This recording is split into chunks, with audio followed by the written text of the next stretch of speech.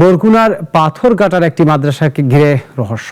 স্থানীয়দের দাবি, দিন রাত হঠাৎ করে অদৃশ্য উৎস থেকে মাদ্রাসা ও আশেপাশে ইট পাটকেল, মাটির ঢিল ও গাছের ফল ছুড়ে মারা হচ্ছে। কয়েক দফা মাদ্রাসা বন্ধ করেও দিয়েছে কর্তৃপক্ষ। এ নিয়ে দেখা দিয়েছে নানা গুঞ্জন ও জিন ভূতের আলোচনা। আতঙ্কে রয়েছেন এলাকাবাসী। বরগুনা পাথরঘাটা থেকে জাফর ইকবালের পাঠানো তথ্য ও ছবিতে ডেস্ক রিপোর্ট। এইমাত্র তো একটা খোয়া মারছে, ওই তো আপনারা শুনলেন, এইমাত্র খোয়া মারছে। একটু দ্বারা আপনারা মনে করেন একটু পরে ছাত্র আসছে না, সন্ধ্যার আসরের পরপর থেকে মনে করেন চারদিকে নীরবতার মাঝেই হঠাৎ করে উড়ে আসছে ইট পাটকেল। কোথা থেকে আসছে, কে ছুটছে তা দেখতে পাচ্ছেন না কেউ। এমন রহস্যময় ঘটনায় আতঙ্কে দিন কাটছে বরগুনার পাথরঘাটা উপজেলার কালমেঘা ইউনিয়নের পূর্ব কালমেঘা মাছকোলা গ্রামের বাসিন্দাদের। কথা বন্ধ করে দিয়েছেন, কতদিন কথা বলতে পারো নাই? স্থানীয়দের ভাষ্য, প্রথমে শুধু হাফেজি মাদ্রাসাতেই এই ঘটনা ঘটছিল।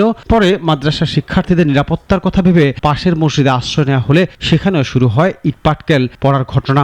এরপর ধীরে ধীরে আশেপাশের বিভিন্ন জায়গায় একই ধরনের ঘটনার অভিযোগ উঠতে থাকে। যদি চোখ কোনো দিক চাই হারবাইন সামনে একটা মানুষ করা ফিরে তাকাই দিয়ে আবার কিছু। আমরা একদিন রাইতে ক্লাসে বসেছি 7টার দিক দিয়ে, এই দরজা পাশাই 2টা ফাইল মারছে পর আমরা বাইরে নামছি পর তারপরও মারে। তারপর সেদিনকে আমরা আর মসজিদে যাইনি। তারপর আমাকে মাদ্রাসা বন্ধ দেওয়ার পর আমরা মাদ্রাসা আইসি পর অনেক মারছে, আস্তা ইট মারছে, টিন সব খুলে ফেলাইছে।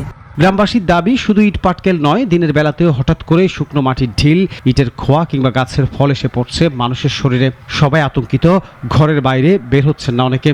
বাজার গেলে বাজারে যাই, আমরা আগে ধরেন 9টা 10টার সময় আইতাম, এখন মনে করেন 7টা 7:30টার ভিতরে আমরা বাইরে এসে পড়ি, কারণ আতঙ্ক আছে, ভয় সবাইরই আছে। পূর্ব কালমেঘা মাছকোলার ইব্রাহিমিয়া কারিমিয়া হাফিজিয়া মাদ্রাসার পরিচালক হাফেজ মাওলানা মোহাম্মদ তরিকুল ইসলাম জানান, এমন ঘটনার কারণে 3 দফা মাদ্রাসা বন্ধ রাখতে হয়েছে। প্রতিবারে পুনরায় চালু করার পর আবারও একই ধরনের ঘটনা ঘটছে বলে দাবি করেন তিনি।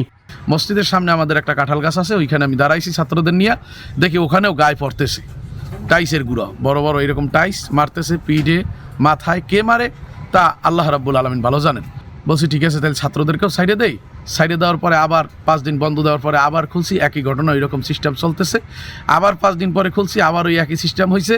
ঘটনাকে ঘিরে এলাকায় নানা গুঞ্জন ছড়িয়ে পড়েছে। কেউ এটিকে অতি প্রাকৃত ঘটনা বলে মনে করছেন, আবার কেউ বলছেন এর পেছনে অন্য কোনো কারণ থাকতে পারে। স্থানীয়দের একাংশের অভিযোগ, মাদ্রাসার পরিচালকের বাড়িতে জিন ভূত তাড়ানোর কার্যক্রম পরিচালিত হওয়ায় এই ধরনের ঘটনা ঘটছে।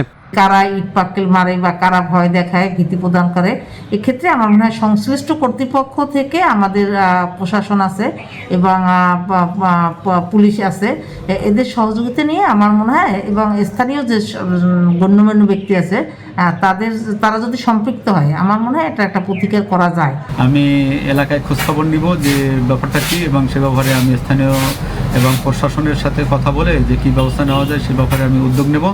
রহস্যের জট এখনো কাটেনি। ঘটনাটি নিয়ে এলাকায় কৌতূহলের পাশাপাশি বাড়ছে উদ্বেগও।